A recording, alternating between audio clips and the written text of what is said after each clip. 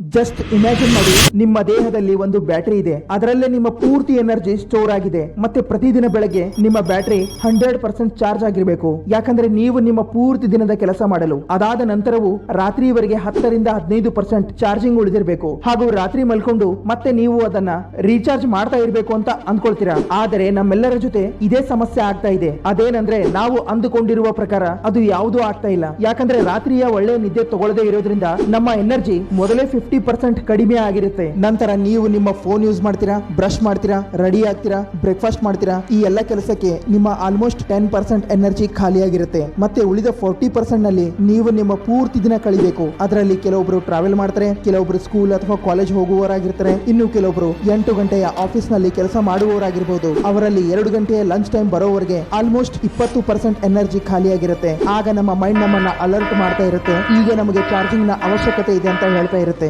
ಮತ್ತೆ ನಮ್ಮ ಸಿಸ್ಟಮ್ ಅನ್ನ ಲೋ ಪವರ್ ಮೋಡ್ ನಲ್ಲಿ ಹಾಕುತ್ತೆ. ಅಂದ್ರೆ ನೀವು ಎಚ್ಚರ ಅಂತೂ ಇರ್ತೀರಾ, ಆದ್ರೆ ನಿಮ್ಮ ಫಂಕ್ಷನ್ ಸರಿಯಾಗಿ ಕೆಲಸ ಮಾಡೋದಿಲ್ಲ. ನಿಮಗೆ ನಿದ್ದೆ ಬರ್ತಾ ಇರುತ್ತೆ, ಇಲ್ಲ ಸುಸ್ತು ಸೋಮಾರಿತನ ಕಾಡ್ತಾ ಇರುತ್ತೆ. ಇಷ್ಟೊಂದು ಸ್ಟ್ರೆಸ್ ಆಗ್ತಾ ಇರುತ್ತೆ ಅಂದ್ರೆ ಸಣ್ಣ ಪುಟ್ಟ ಕೆಲಸ ಕೂಡ ಭಾರ ಅನಿಸ್ತಾ ಇರುತ್ತೆ. ಆಗ ನಿಮ್ಮಿಂದ ಯಾವುದೇ ಕೆಲಸ ಮಾಡಲು ಆಗೋದಿಲ್ಲ. ಇದು ಕೇವಲ ಒಂದು ದಿನದ ಮಾತಲ್ಲ, ಬದಲಾಗಿ ಪ್ರತಿದಿನ ಪದೇ ಪದೇ ಇದೇ ಸಮಸ್ಯೆ ಆಗ್ತಾ ಇರುತ್ತೆ. ಒಂದ್ ವೇಳೆ ನೀವು ನಿಮ್ಮ ಸುಸ್ತು ಸೋಮಾರಿತನವನ್ನು ದೂರ ಮಾಡಬೇಕು ಅಂತ ಅಂದ್ಕೊಂಡಿದ್ರೆ ಆಂಟಿ ಟೈರ್ಡ್ನೆಸ್ ನ್ಯೂರೋ ಟ್ರಾನ್ಸ್ಮಿಟರ್ ಅನ್ನ ಆಕ್ಟಿವೇಟ್ ಮಾಡಬೇಕಾಗುತ್ತೆ. ನೀವು ಇಲ್ಲಿವರೆಗೆ ಅನೇಕ ಹಾರ್ಮೋನ್ಸ್, ನ್ಯೂರೋ ಟ್ರಾನ್ಸ್ಮಿಟರ್ ಬಗ್ಗೆ ಕೇಳಿರಬಹುದು. ಅದು ಡೋಪಾಮಿನ್ ಆಗಿರ್ಬೋದು, ಸೆರೋಟೋನಿನ್ ಆಗಿರ್ಬೋದು, ಇಲ್ಲ ಮೆನಟೋನಿನ್ ಆಗಿರ್ಬೋದು. ಅದರಂತೆ ಇನ್ನೊಂದಿದೆ, ಅದುವೇ ಒರಾಕ್ಸಿನ್ ಎ. ಇದನ್ನ ಅಲರ್ಟ್ನೆಸ್ ನ್ಯೂರೋ ಟ್ರಾನ್ಸ್ಮಿಟರ್ ಅಂತಾನೂ ಕರೀತಾರೆ. ಅಂದ್ರೆ ಯಾವುದೇ ಒಂದು ವಿಷಯ ನಿಮ್ಮನ್ನ ಅಲರ್ಟ್ ಮಾಡ್ತಾ ಇದ್ರೆ, ನಿಮ್ಮಲ್ಲಿ ಎನರ್ಜಿ ಜಾಸ್ತಿ ಮಾಡ್ತಾ ಇದ್ದಾಗ ನಿಮ್ಮ ದೇಹದಲ್ಲಿ ಒರಾಕ್ಸಿನ್ ಎ ಇನ್ಕ್ರೀಸ್ ಆಗ್ತಾ ಇದೆ ಎಂದರ್ಥ. ನಿಮ್ಮ ಎನರ್ಜಿ ಲೆವೆಲ್ ಅಥವಾ ನಿಮ್ಮ ಬ್ಯಾಟರಿ ಪುನಃ ಚಾರ್ಜ್ ಮಾಡಲು ಒರಾಕ್ಸಿನ್ ಎ ಅನ್ನ ಸರಿಯಾಗಿ ಆಪ್ಟಿಮೈಸ್ ಮಾಡುವುದನ್ನ ಕಲಿಬೇಕು. ಅದರಲ್ಲಿ ಎಲ್ಲಕ್ಕಿಂತ ಮೊದಲು ನೀವು ನಿಮ್ಮ ಆಹಾರ ಪದ್ಧತಿಯನ್ನ ಸುಧಾರಣೆ ಮಾಡಬೇಕು. ಪಾಯಿಂಟ್ ನಂಬರ್ 1, ಪುವರ್ ಡೈಟ್. ಒಂದು ರಿಸರ್ಚ್ ಪ್ರಕಾರ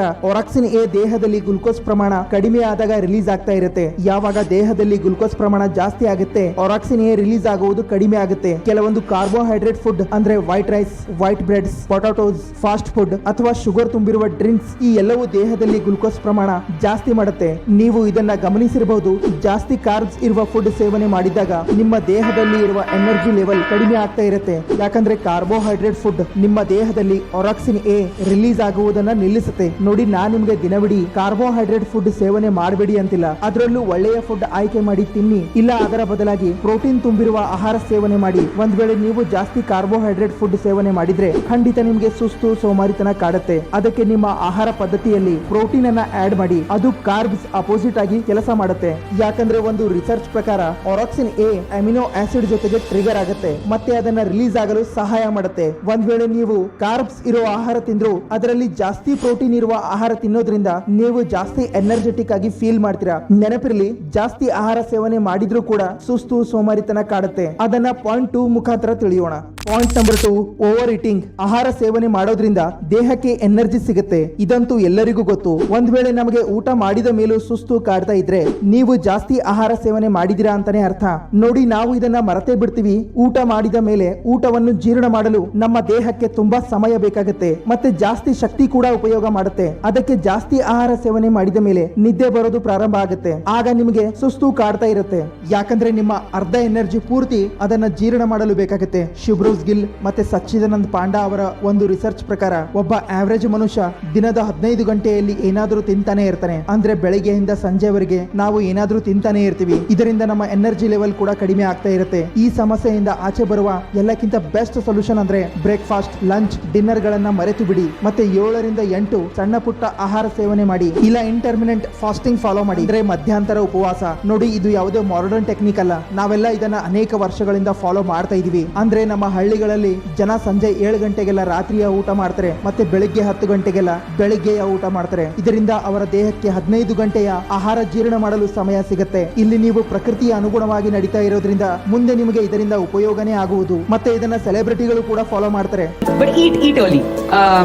I eat early dinner and I by 5:30 6 dinner done. Number 3, inactivity.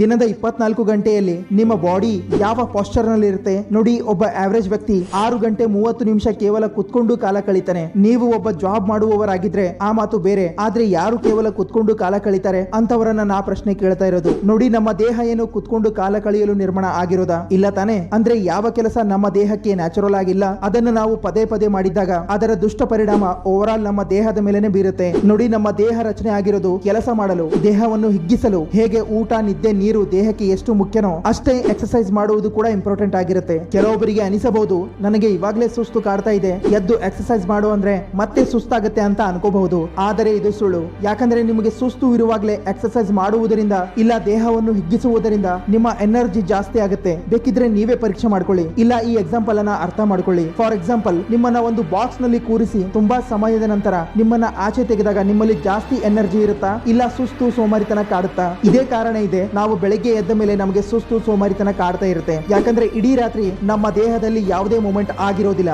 ನೀವು ಬೆಳಗ್ಗೆ ಎದ್ದು ಬ್ರಷ್ ಮಾಡಲು ಜಸ್ಟ್ ವಾಶ್ರೂಮ್ ವರೆಗೂ ಹೋಗಿ ನಿಮ್ಗೆ ಪೂರ್ತಿ ಎಚ್ಚರ ಆಗಿರುತ್ತೆ. ಅಷ್ಟೇ ಅಲ್ಲ, ಒಂದು ರಿಸರ್ಚ್ ಪ್ರಕಾರ ಕೇವಲ 20 ನಿಮಿಷ ಎಕ್ಸರ್ಸೈಸ್ ಮಾಡುವುದರಿಂದಲೇ ನಿಮ್ಮ ಪೂರ್ತಿ ದೇಹ ಆಕ್ಟಿವ್ ಆಗಿರುತ್ತೆ. ಯಾವಾಗ ದೇಹವನ್ನು ಆಕ್ಟಿವ್ ಆಗಿಡ್ತೀರಾ ಆಗ ನಿಮ್ಮ ಹೃದಯ ಜಾಸ್ತಿ ರಕ್ತ ಪಂಪ್ ಮಾಡ್ತಾ ಇರುತ್ತೆ, ಮತ್ತೆ ನಿಮ್ಮ ಪ್ರಮುಖ ಅಂಗಗಳಲ್ಲಿ ಜಾಸ್ತಿ ಆಕ್ಸಿಜನ್ ಮತ್ತೆ ನ್ಯೂಟ್ರಿಷನ್ ಹೆಚ್ಚಿಸುತ್ತೆ. ಅಷ್ಟೇ ಅಲ್ಲ, ರಕ್ತದಲ್ಲಿ ಮೈಟ್ರೋಕಾಂಡ್ರಿಯಾ ಪ್ರೊಡ್ಯೂಸ್ ಮಾಡುತ್ತೆ. ಇದರಿಂದ ನಿಮಗೆ ಇನ್ನೂ ಜಾಸ್ತಿ ಎನರ್ಜಿ ಸಿಗ್ತಾ ಇರುತ್ತೆ. Point number 4, poor sleep quality. ನಿಮ್ಮ ಜೊತೆಗೂ ಈ ತರ ಆಗುತ್ತಾ? ರಾತ್ರಿ 7 ರಿಂದ 8 ಗಂಟೆ ನಿದ್ದೆ ಮಾಡಿ ಬೆಳಗ್ಗೆ ಎದ್ರೂ ಕೂಡ ನಿದ್ದೆ ಸರಿಯಾಗಿ ಆಗಿಲ್ಲ ಅಂತ ಅನಿಸ್ತಾ ಇರುತ್ತಾ? ನಿಮ್ಮ ಚಾರ್ಜಿಂಗ್ 100% ಇರಬೇಕಾಗಿತ್ತು, ಆದರೆ ನಿಮ್ಗೆ ಹಾಸಿಗೆ ಬಿಟ್ಟು ಮೇಲೆ ಎದ್ದೇಳಲು ಆಗೋದಿಲ್ಲ. ಅಷ್ಟೊಂದು ಸುಸ್ತು ನಿದ್ದೆ ಕಾಡ್ತಾ ಇರುತ್ತೆ. ನೋಡಿ, ನಿದ್ದೆ ಮಾಡುವ ಉದ್ದೇಶ ಏನಿರುತ್ತೆ ಗೊತ್ತಾ? ನಾವು ಸರಿಯಾಗಿ ನಿದ್ದೆ ಅಂದ್ರೆ ರೆಸ್ಟ್ ಮಾಡಿದ್ದಾಗ ನಮ್ಮಲ್ಲಿ ಎನರ್ಜಿ ಬರಬೇಕು. ಆದ್ರೆ ಇಲ್ಲೇನಾಗ್ತಾ ಇದೆ, ಅದರ ಅಪೋಸಿಟ್ ಆಗ್ತಾ ಇದೆ. ಅಂದ್ರೆ ನಮ್ಮ ನಿದ್ದೆ ಮಾಡುವ ಕ್ವಾಲಿಟಿಯಲ್ಲೇ ಏನೋ ಸಮಸ್ಯೆ ಇರಬಹುದು. ನೋಡಿ, ನೀವು ಯಾವಾಗ ನಿದ್ದೆ ಮಾಡ್ತಾ ಇದ್ದೀರಾ ಅನ್ನೋದು ಮುಖ್ಯ ಅಲ್ಲ, ಆದ್ರೆ ಎಷ್ಟು ಸಮಯ ಸರಿಯಾದ ನಿದ್ದೆ ಮಾಡ್ತಾ ಇದ್ದೀರಾ ಅನ್ನೋದು ಮುಖ್ಯ ಆಗಿರುತ್ತೆ.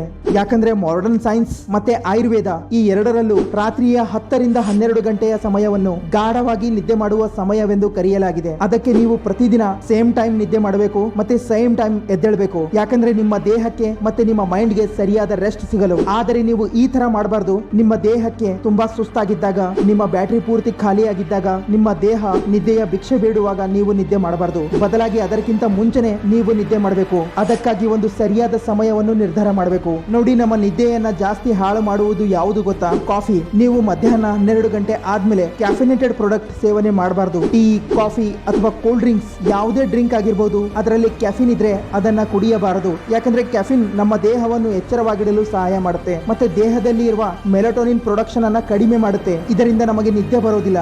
ಅಷ್ಟೇ ಅಲ್ಲ, ಕ್ಯಾಫಿನ್ ನಮ್ಮ ದೇಹದಲ್ಲಿ 7 ರಿಂದ 8 ಗಂಟೆ ಸಮಯದವರೆಗೆ ಹಾಗೇ ಇರುತ್ತೆ. ಒಂದ್ ವೇಳೆ ನೀವು ಇದನ್ನ ಬೆಳಗ್ಗೆ ಸೇವನೆ ಮಾಡಿದ್ದಾಗ ಸಂಜೆ ನಿಮ್ಮ ದೇಹದಿಂದ ಆಚೆ ಹೋಗುತ್ತೆ. ಆದರೆ ನೀವು ಇದನ್ನ ಸಂಜೆ ಸೇವನೆ ಮಾಡಿ ನಿದ್ದೆ ಮಾಡುವ ಪ್ರಯತ್ನ ಪಟ್ರೆ ಅದು ಆಗೋದಿಲ್ಲ. ಅದಕ್ಕೆ ಮಧ್ಯಾಹ್ನ 12 ಗಂಟೆ ಅಥವಾ 1 ಗಂಟೆ ಆದ್ಮೇಲೆ ಕ್ಯಾಫಿನ್ ಕುಡಿಯದೇ ಇದ್ದಲ್ಲಿ ನಿಮಗೆ ಸರಿಯಾದ ನಿದ್ದೆ ಬರುತ್ತೆ ಮತ್ತೆ ಮರುದಿನ ಅಷ್ಟೇ ಸರಿಯಾಗಿ ನಿಮ್ಮ ಬ್ಯಾಟರಿ ಕೂಡ 100% ಚಾರ್ಜ್ ಆಗಿರುತ್ತೆ. Point number 5, stress.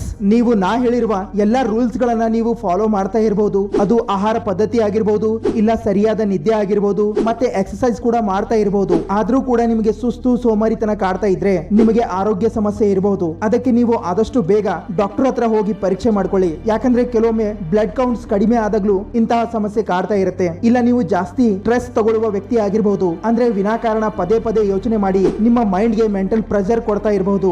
ನಿಮ್ಗೆ ಸ್ಟ್ರೆಸ್, ಡಿಪ್ರೆಷನ್, ಎಂಗ್ಸೈಟಿಗಳಂತ ಸಮಸ್ಯೆ ಕಾಡ್ತಾ ಇದ್ರೆ ಈ ಎಲ್ಲ ಇಮೋಷನ್ಸ್ ನಿಮ್ಮ ಎನರ್ಜಿಯನ್ನ ಹೀರಿಕೊಂಡು ನಿಮ್ಮನ್ನ ಖಾಲಿ ಮಾಡುತ್ತೆ. ಅಂತಹ ಸಮಯದಲ್ಲೂ ಕೆಲವೊಬ್ಬರಿಗೆ ನಿದ್ದೆ ಬರೋದಿಲ್ಲ, ಊಟ ಸೇರೋದಿಲ್ಲ, ಎಕ್ಸರ್ಸೈಸ್ ಮಾಡಲು ಮನಸ್ಸು ಒಪ್ಪೋದಿಲ್ಲ ಅಥವಾ ಯಾವುದೇ ಕೆಲಸ ಮಾಡಲು ಆಗೋದಿಲ್ಲ. ಇದೆಲ್ಲ ಆಗ್ತಾ ಇದ್ದಾಗ ಎಲ್ಲಿಂದ ನಿಮ್ಮಲ್ಲಿ ಎನರ್ಜಿ ಬರುತ್ತೆ? ನೋಡಿ, ಕೆಲವೊಮ್ಮೆ ನಮ್ಮ ಸುಸ್ತು ಸೋಮಾರಿತನದ ಕಾರಣ ನಮ್ಮ ದೇಹ ಅಲ್ಲ, ಬದಲಾಗಿ ನಮ್ಮ ಮೈಂಡ್ ಕೂಡ ಕಾರಣ ಆಗಿರುತ್ತೆ. ಅದಕ್ಕೆ ಆದಷ್ಟು ಸ್ಟ್ರೆಸ್ ಕಡಿಮೆ ತಗೊಳ್ಳಿ. ಒಂದ್ ವೇಳೆ ಇನ್ನೂ ಚಿಂತೆ ಕಾಡ್ತಾ ಇದ್ರೆ ಮೆಡಿಟೇಷನ್ ಮಾಡಿ, ಜನರಲಿಂಗ್ ಮಾಡಿ, ಇಲ್ಲ ನಿಮ್ಮ ಆತ್ಮೀಯರ ಜೊತೆಗೆ ಕಾಲ ಕಳೆಯಿರಿ. ಅವರ ಜೊತೆಗೆ ಇರೋದ್ರಿಂದ ನಿಮಗೆ ಖುಷಿ ಆಗುತ್ತೆ, ನಿಮ್ಮ ಚಿಂತೆ ಕೂಡ ದೂರ ಆಗುತ್ತೆ ಮತ್ತೆ ನಿಮ್ಮಲ್ಲಿ ಎನರ್ಜಿ ಕೂಡ ಬರುತ್ತೆ ಹಾಗೂ ನಿಮ್ಮ ಸುಸ್ತು ಸೋಮಾರಿತನ ಕೂಡ ದೂರ ಆಗುತ್ತೆ. ಈ ವಿಡಿಯೋ ಬಗ್ಗೆ ನಿಮ್ಮ ಅನಿಸಿಕೆ ಏನೇ ಇದ್ರೂ ಕಮೆಂಟ್ಸ್ ಮೂಲಕ ತಿಳಿಸಿ. ಹಾಗೆ ಚಾನಲ್ ಅನ್ನ ಸಬ್ಸ್ಕ್ರೈಬ್ ಮಾಡಿ, ಇನ್ಸ್ಟಾ ಪೇಜ್ ಅನ್ನ ಫಾಲೋ ಮಾಡಿ. ಬಾಯ್ ಬಾಯ್.